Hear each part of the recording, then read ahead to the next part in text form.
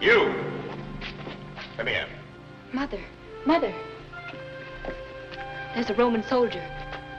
Where's the house of Elpheus, the leather worker? I don't know. This is the village of Farish, isn't it? Yes, sir. I'm pretty too far from guessing games. Where will I find Elpheus? You passed the street, sir. It's the second one back there. Run quick by the back way and warn your father. And it's the third. No, the fourth house. If it isn't, I'll be back. It is, sir. I swear it.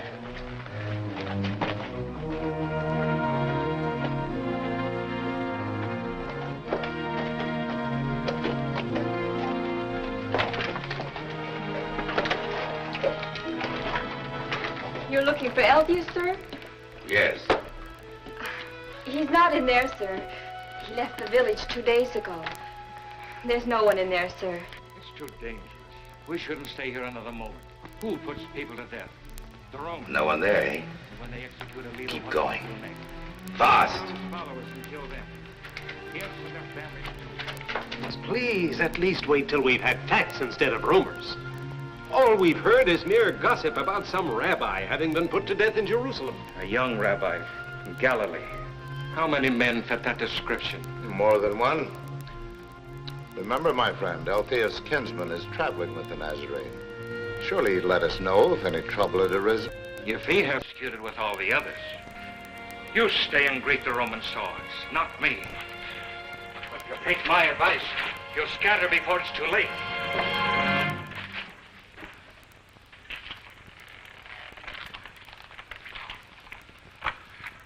Which of you is Elpheus? I'm not. Not I.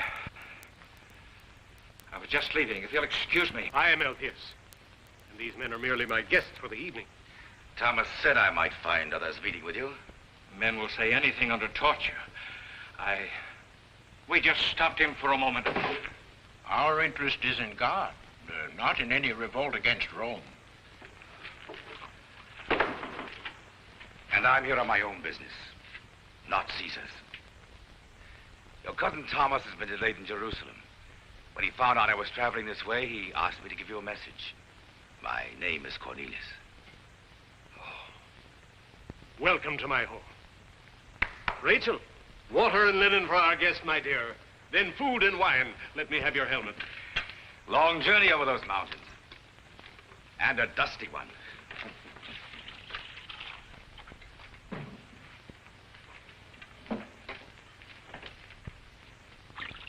Slip out and look around. This may be a Roman trap.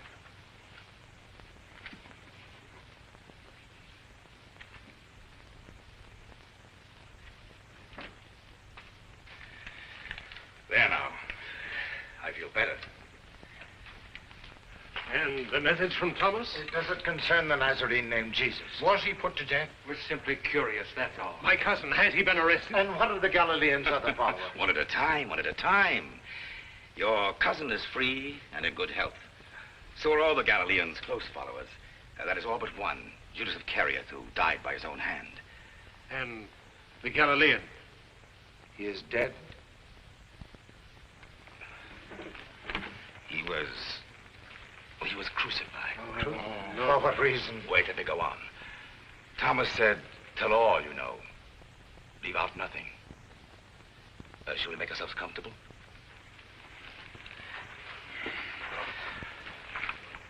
Up to a month ago, I was stationed to the north, beyond the Sea of Tiberias, which you call Galilee. There, my band had the luck to capture a thieving murderer called Barabbas. I know. You've heard of him as a patriot of the people, leader of a zealot band. But if you'd had your outpost brutally massacred, your young sentries knifed in the back, you'd... Well, at any rate, we cornered him. We crushed his rebel army, put him in chains, marched him to Jerusalem for the honor of being sentenced to death by the procurator. I gave my testimony and listened as Pilate tried to question the prisoner. But Barabbas sneered at the governor, refused to answer, and when sentence of death was passed, cursed as the soldiers led him off to prison.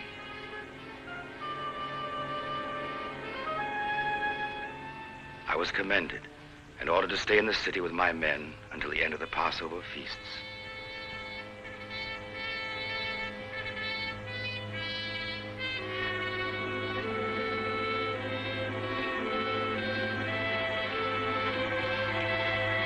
Centurion! Longinus. Where in the empire did you drop from? 6 months ago, Carthage. Before that, Alexandria. Welcome to duty in the city. How'd you know I'd drawn that? Who do you think suggested keeping you here to the procurator? Maneuver to share his quarters with you. This way, we'll take the shortcut through the temple courtyard.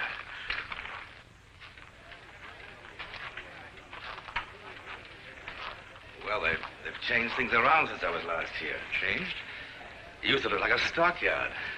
Bullocks and goats, sheep and pigeons for sacrifices. Money changers tables over there. They were until 3 days ago. And a new young teacher, a man from the north, drove them out single-handedly. One man? One man. To be exact, that man. Jesus Bar Joseph from Nazareth in Galilee. I think I've heard of him. If you'd arrived here 4 days ago, you'd have heard of nothing else. Oh? Last Sunday morning, I had a report of trouble at the gate of the Lily. So I went down to investigate. The next thing I knew, I was caught up in a crowd shouting, "Hail the Messiah! Hail to Jesus of Nazareth, King of the Jews!" They threw down their cloaks for him to ride on.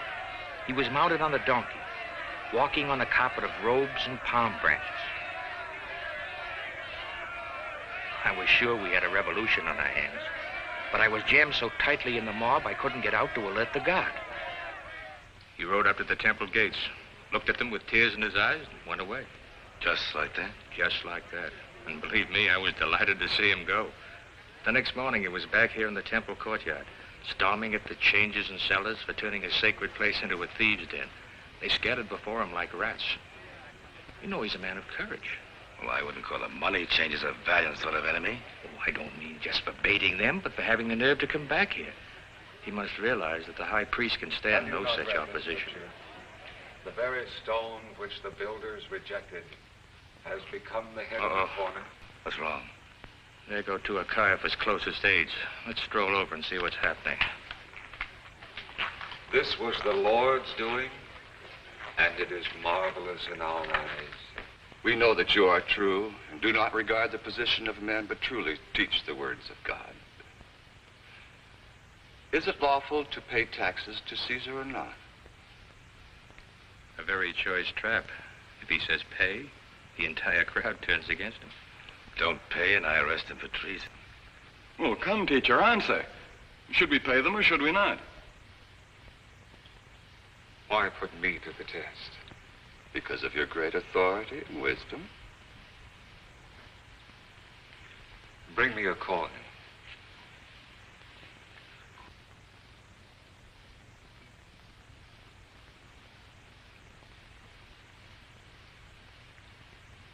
Whose likeness and inscription is on it? Why, Caesar's. Render to Caesar the things that are Caesar's, and to God the things that are God's.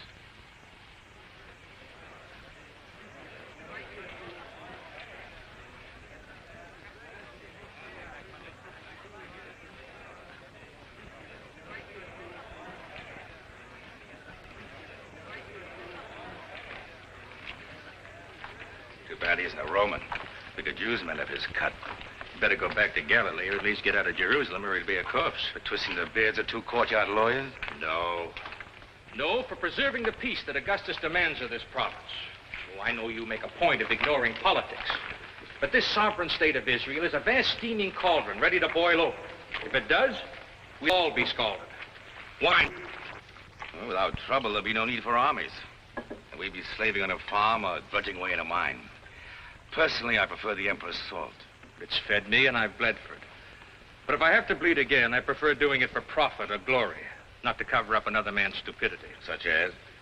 Marrying a lady from the purple. Well, almost from the purple. Might have bought Pontius a governor's throne, but it didn't give him a statesman's mind. He's still a soldier, always will be. What's the matter with that? You've been out in the desert sun far too long. Not me. I've said it a statesman before. I'll take a soldier commander any day. When trouble starts, a soldier crushes it, fast. He doesn't dicker and argue till the enemy's entrenched in the best positions. If it was years ago, we had a cohort at every 10-mile post, I'd agree. The empire's grown too large. Our troops are spread far too thin. We've 28 legions to control the world.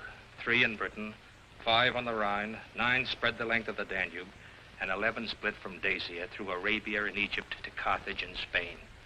And we've won, only one, in all Judea.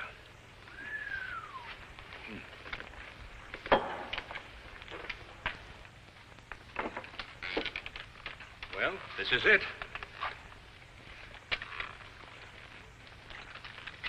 There's your bed. I had your trunk brought over. Make yourself at home. That bed looks good. We can't rule through crushing power anymore, my friend. In these times, we need the help of such local potentates as we can bribe and use. You mean Herod? As Herod was, before his libertine living cost him the scanty respect and obedience he had. Now we appoint the high priest, manipulate through the temple. Unfortunately, this present one, Caiaphas, is more greedy and grasping than his father-in-law Annas was. So I've heard. But there must be a limit to even an Israelite's patience. Show them a leader that'll stand up to this Caiaphas, and the cauldron will really boil. Don't think Caiaphas doesn't know it. Perhaps it might be better if the Nazarene did leave the city. If he doesn't, Caiaphas may feel forced to silence him. Maybe the Nazarene's followers will rise up to protest. Oh, but enough of this gloomy croaking. It's time to dine. And I know an inn not far away. The lamb is cooked with wine. My men were given the honor of guarding the palace where the procurator was staying during his visit to Jerusalem.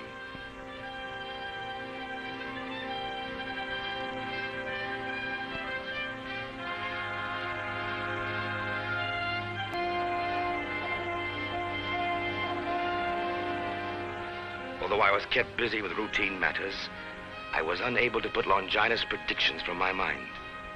I kept thinking of the Nazarene. I guess that's why, one off-duty moment, I acted on impulse.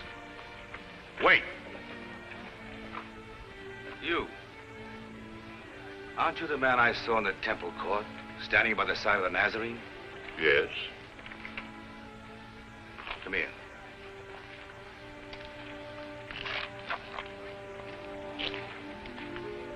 You're one of his followers. What's your name? Thomas. Thomas, huh? Tell him for his own good to leave Jerusalem at once.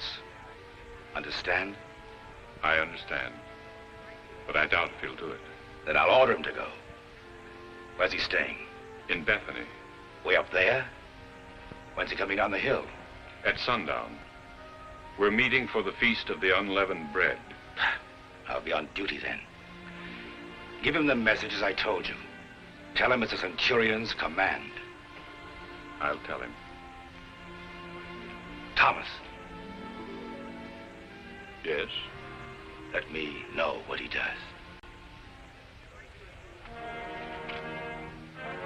That is how I came to know your cousin. And how I learned, later, of the things which transpired that night.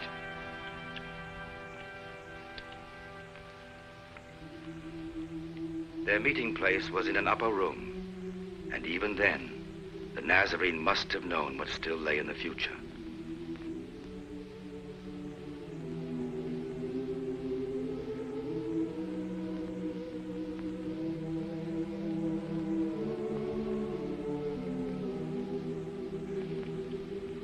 I have earnestly desired to eat this Passover with you before I suffer. For I tell you, I shall never eat it again until it is fulfilled in the kingdom of God.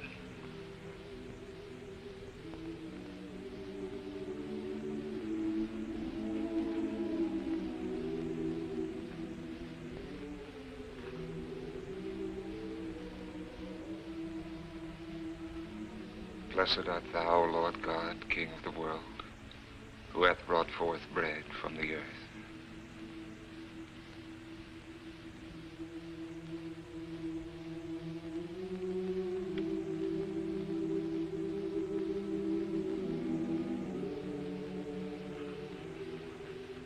Take, eat, This is my body, given for you. This do in remembrance of me.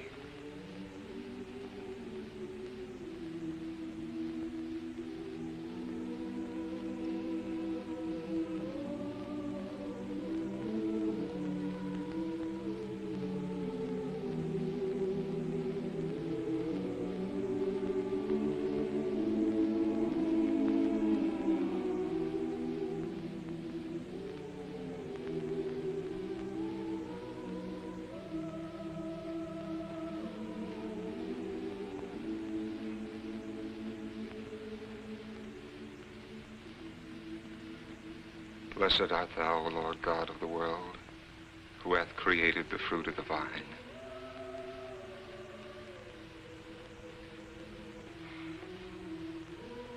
Drink ye all of this, for it is my blood of the New Testament, which is shed for you and for many, for the remission of sins.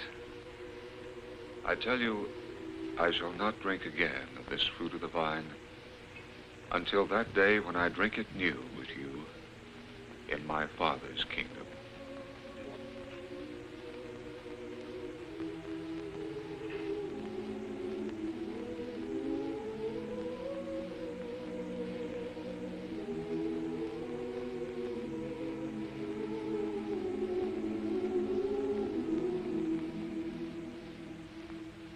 But behold, the hand of him who betrays me is on the table. For the Son of Man goes as it has been determined. But woe to the man by whom he is betrayed. Master, who do you mean? None of us would betray you. Master, how can you doubt our loyalty? I'd never do such a thing. Even as they were affirming their loyalty, there was one who slipped out to betray him.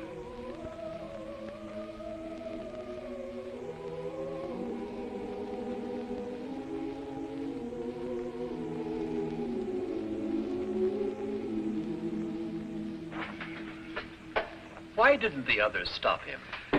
Because I didn't suspect him. But the Nazarene had just said he would be betrayed. I know. But as Thomas explained it to me, each man loved Jesus so dearly, the very thought of betrayal seemed impossible. Besides, the one who went out was so well trusted, he had been chosen as the keeper of their purse.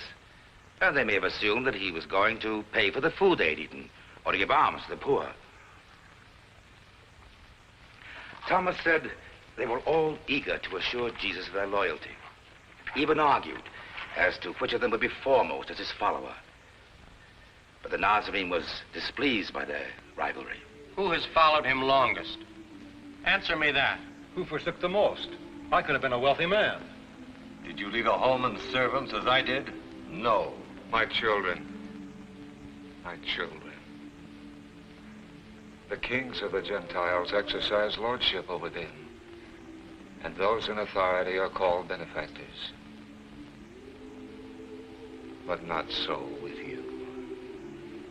Rather, let the greatest among you become as the youngest, and the leader as one who serves. For which is the greater, one who sits at table or one who serves? Is it not the one who sits at table? But I am among you as one who serves.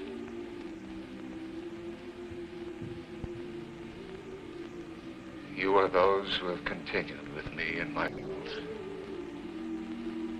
As my Father appointed a kingdom for me, so do I appoint one for you.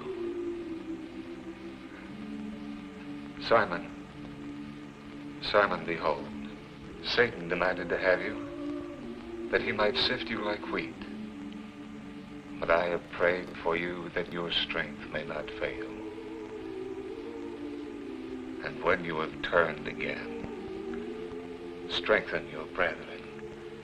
Turned again. I have not turned away. Lord, I am ready to go with you to prison and to death. I tell you, Peter, the cock will not crow until you 3 times deny that you know me. No, Master, no. Not I. Never would I deny you.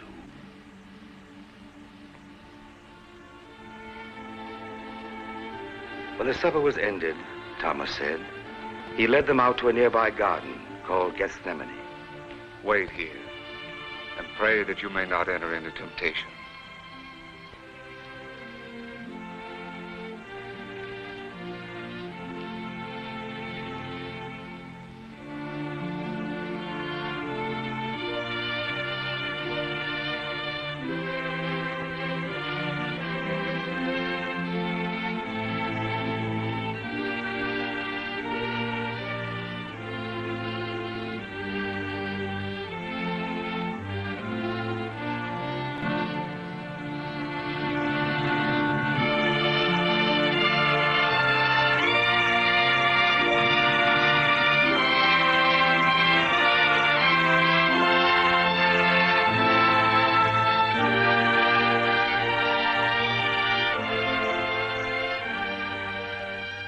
Father, if thou art willing, remove this cup from me. Nevertheless, not my will, but thine be done.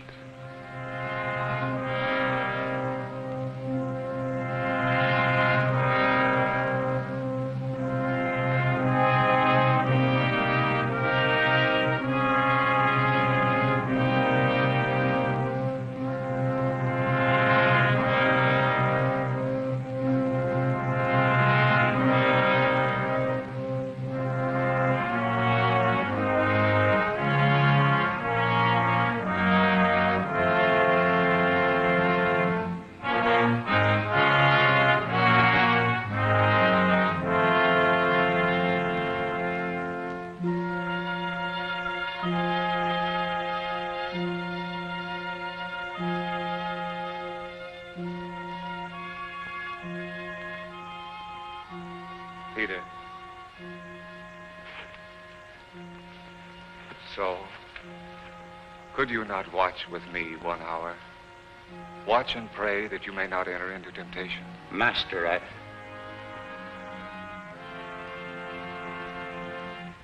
The spirit indeed is willing, but the flesh is weak.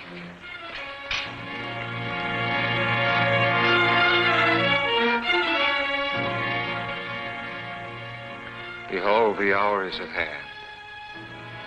The Son of Man is betrayed into the hands of sinners.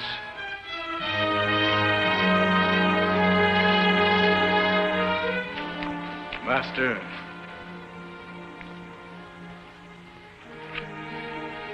Judas, would you betray the Son of Man with a kiss? That's the man. Seize him.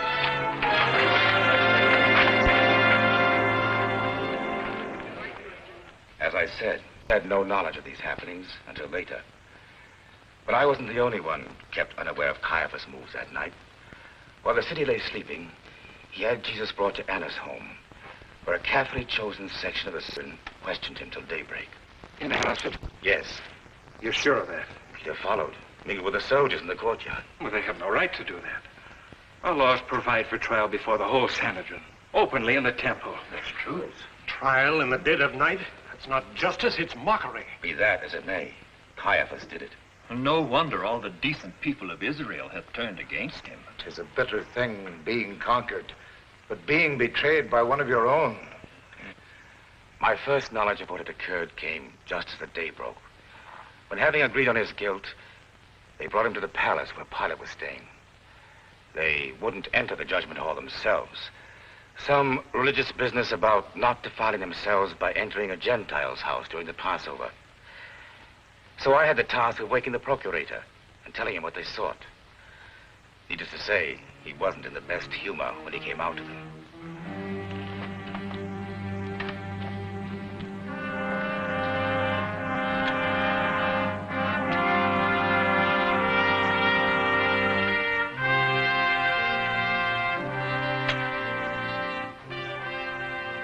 Good morning, Your Excellency.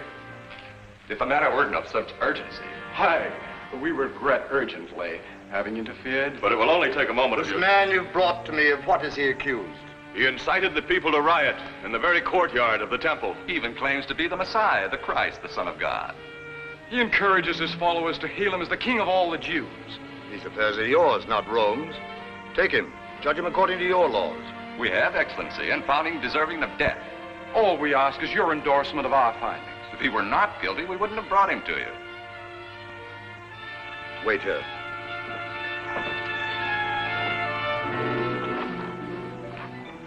I have heard many men examined, questioned more than a few myself.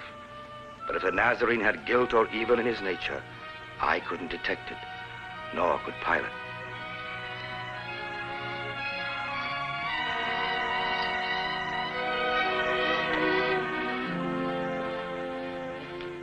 Are you a king, then? You say I am a king. To this end was I born, and for this cause I came into the world, that I should bear witness for the truth. Everyone that is of the truth hears my voice. Truth? What is truth?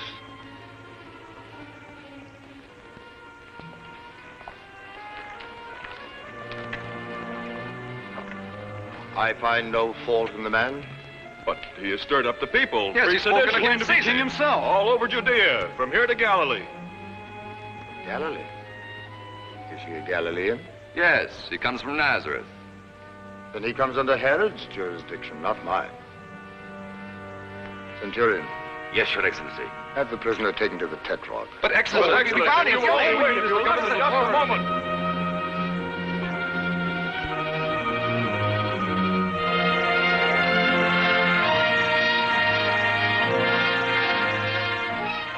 Herod asked him 100 questions, but the Nazarene gave him no answer. He demanded that Jesus perform a miracle for his amusement. Jesus held his silence.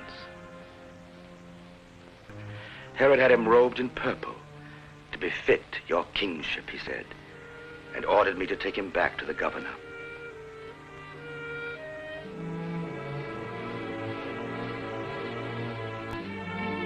Little as I knew the man, and hardened as a soldier of Rome must be, my heart went out to him.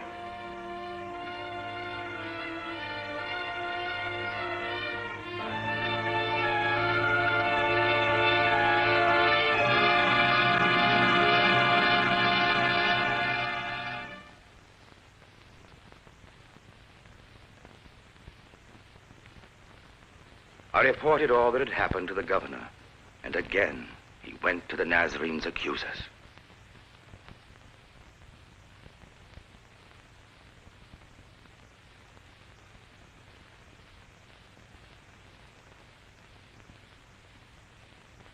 You brought the man to me as one who incites the people.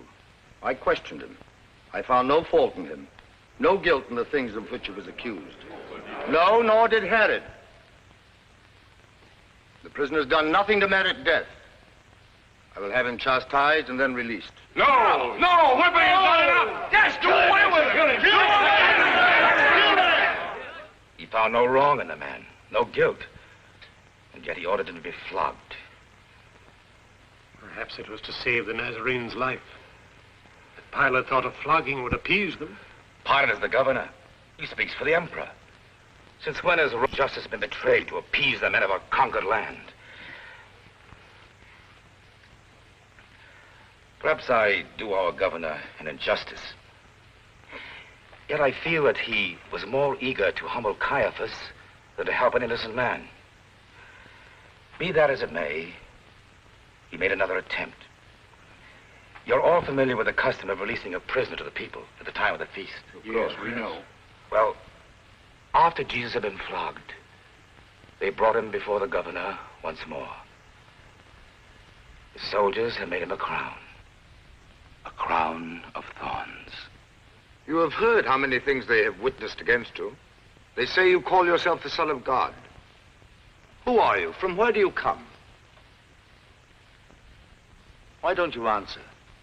Don't you realize I have the power to release you or crucify you?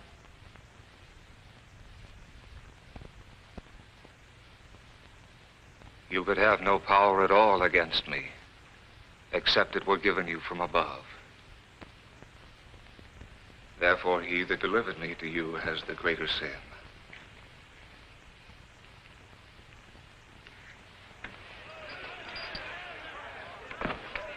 Bring the prisoner.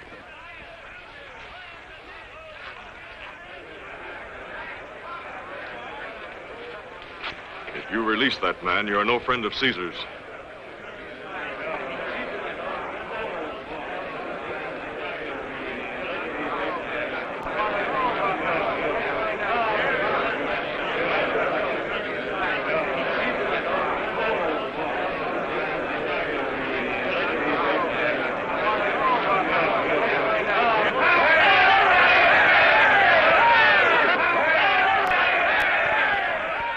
I bring him before you so you may know I find no fault in him. Behold, the man.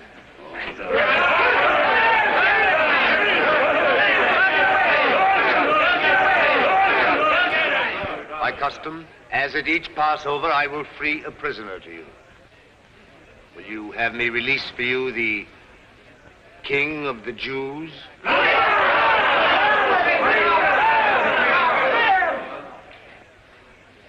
What then shall I do with Jesus called Christ?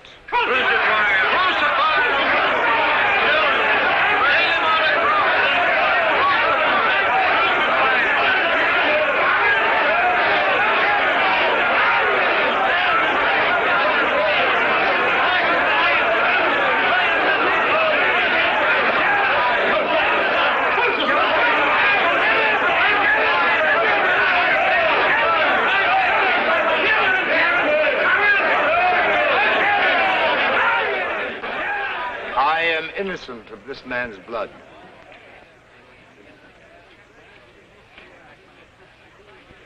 See to it yourselves. Release Barabbas.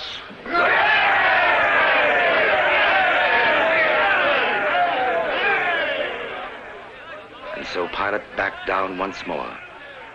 But he had one final taunt for Caiaphas and his cohorts. He ordered a sign for the Nazarene's cross, saying, "This is the King of the Jews."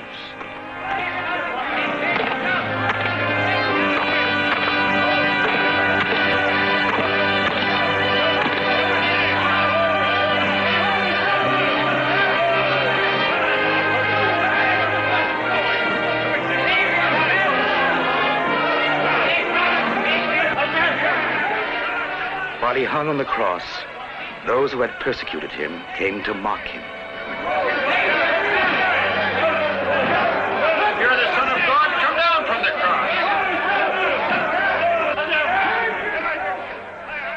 Father, forgive them, for they know not what they do. You are the Christ. Save yourself. Save us. Do you not fear God? You who are condemned? You and I are condemned justly. We have received the due rewards of our deeds. But this man, he has done nothing wrong. Jesus, Lord, remember me when you come into your kingdom. Verily I say unto you, today you shall be with me in paradise.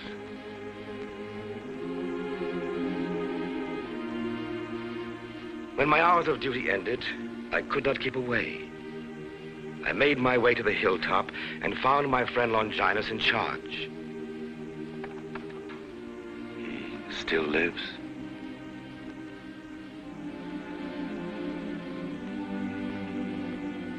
As we stood watching, the Nazarene's mother came up the hill, accompanied by her sister and two of her son's followers.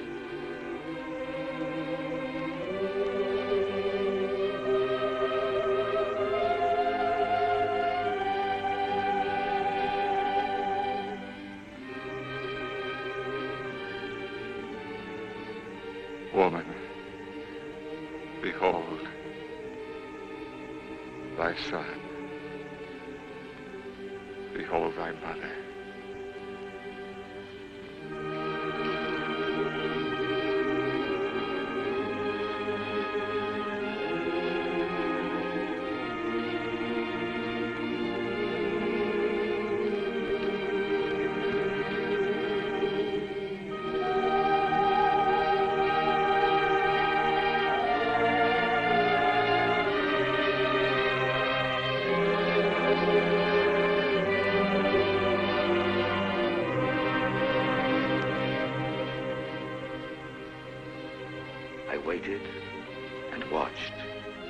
I wanted to leave, but I couldn't.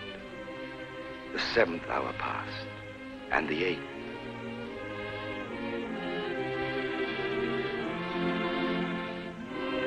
My God. My God. Why have you forsaken me?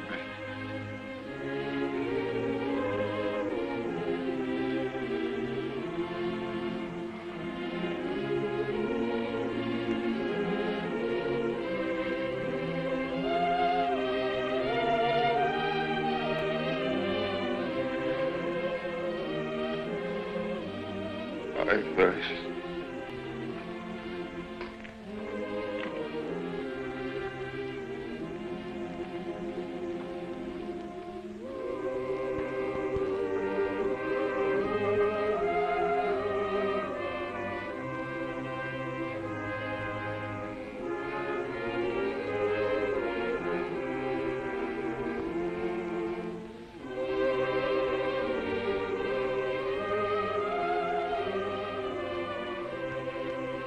Father, into thy hands I commend my spirit. It is finished.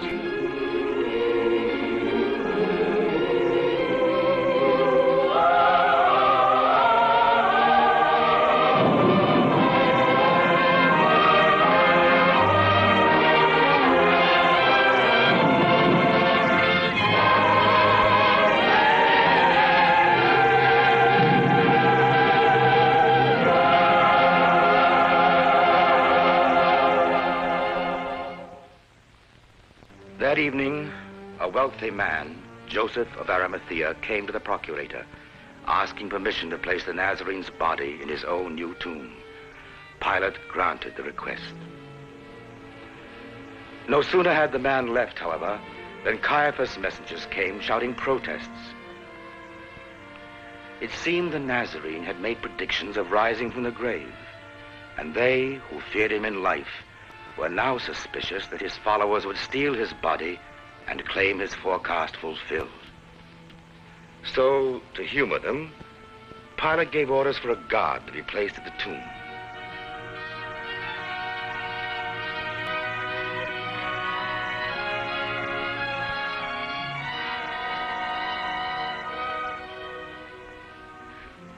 It was very kind of you to take the time to tell us.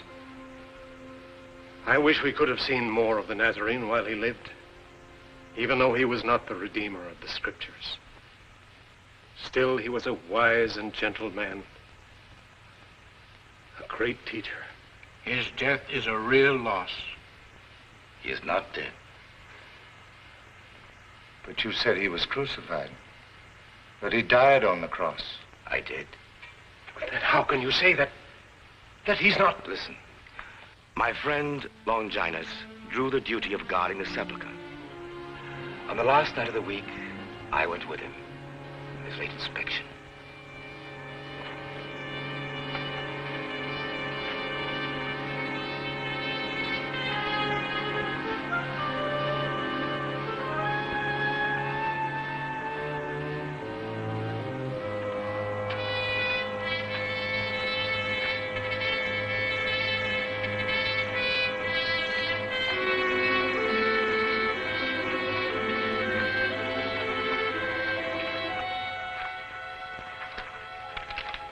Well, I'd better go no farther. You mean you stay here with your men? Orders? I thought you knew. No. Caiaphas' idea. He assumes all soldiers can be bribed. Well, I've done harder jobs for the Empire. Me too. More than I foresaw when I received my first pilum in Gladius. That's a long time back for both of us. Long time. A lot of marches, good many scars. You know something? Life on a farm of one's own might not be so unbearable. In Tuscany or Umbria. Or the Valley of the Po. I remember the grapes. The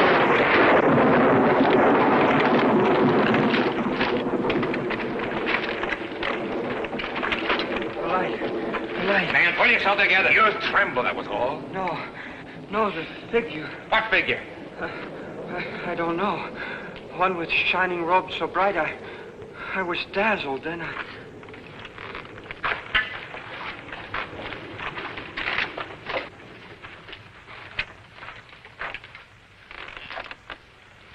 Pilate will never believe this. You'll have to. When all your men tell the same story. Get them ready. I'll go with you. Perhaps I should leave one or more of my men here. To guard what? An empty tomb?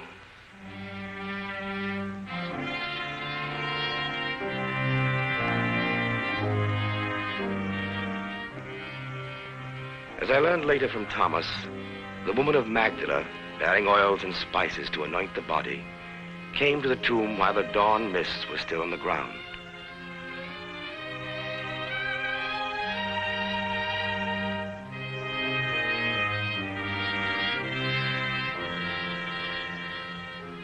Finding the stone rolled aside and the sepulchre empty, she believed the Nazarene's body had been stolen by his enemies.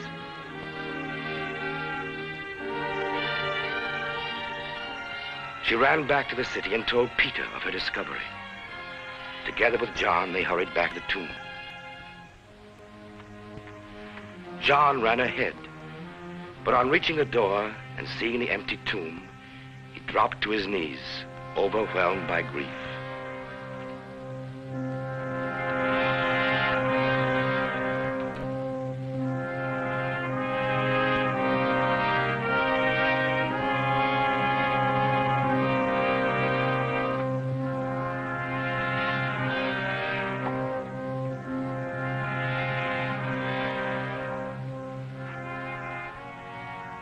Why didn't the guards stop them? How could they have permitted them to...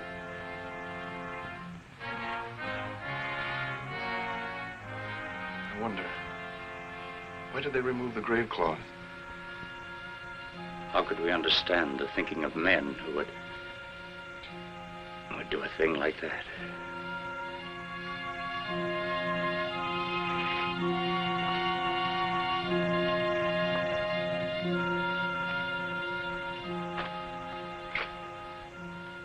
Come, we must go tell the others. You go, Peter. You and John. I want to stay here a while.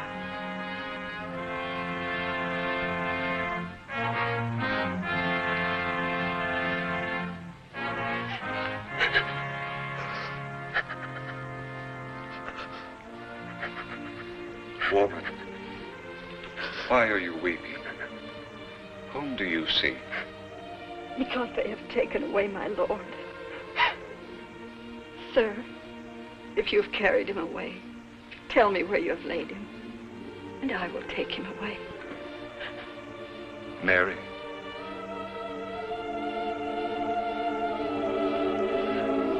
Master.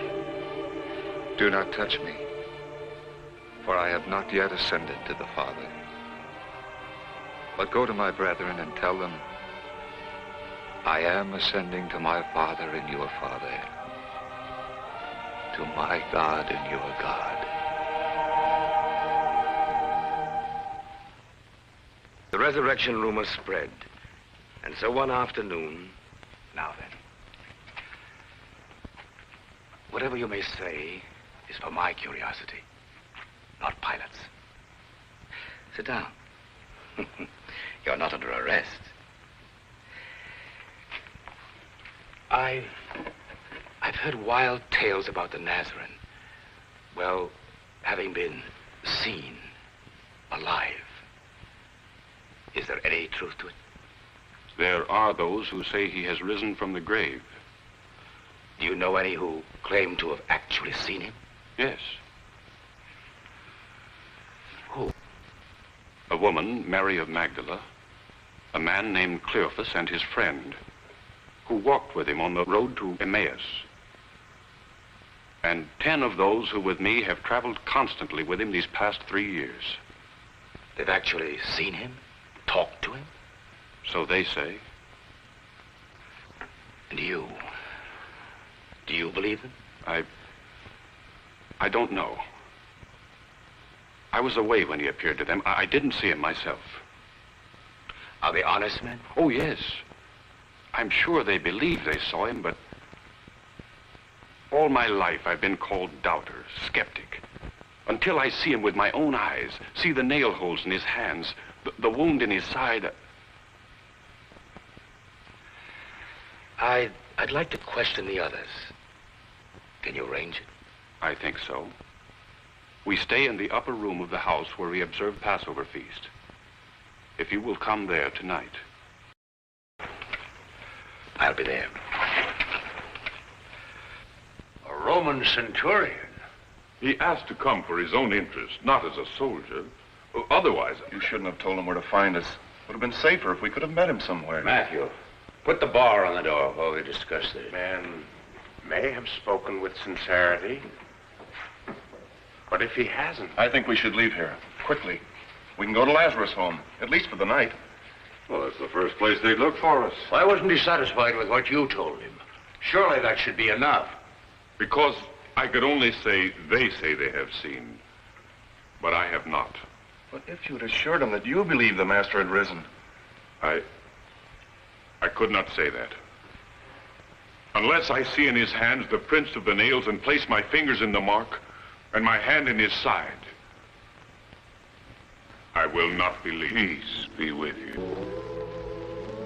Thomas, come to me.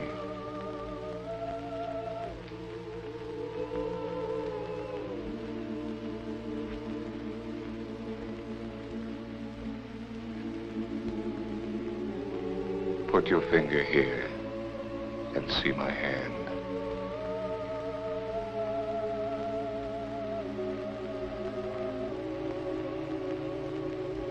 Put out your hand and place it at my side.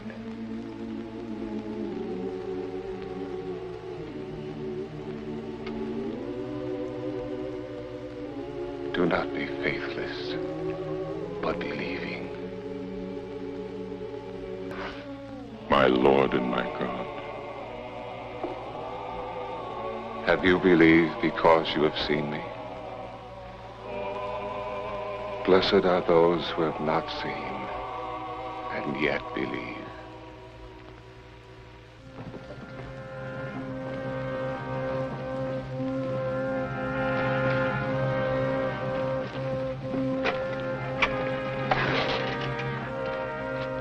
Cornelius, he lives. I've seen. There is no doubt.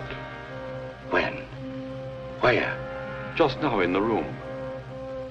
He took my hand and placed it on his wounds. Didn't you see him? You must have passed him on the stairs. Stairs.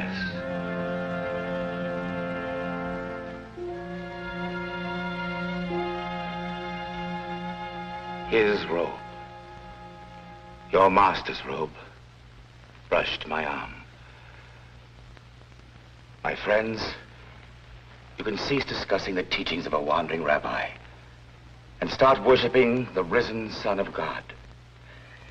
It was no mortal man that Thomas and the others followed, no leader of a small group or of one land.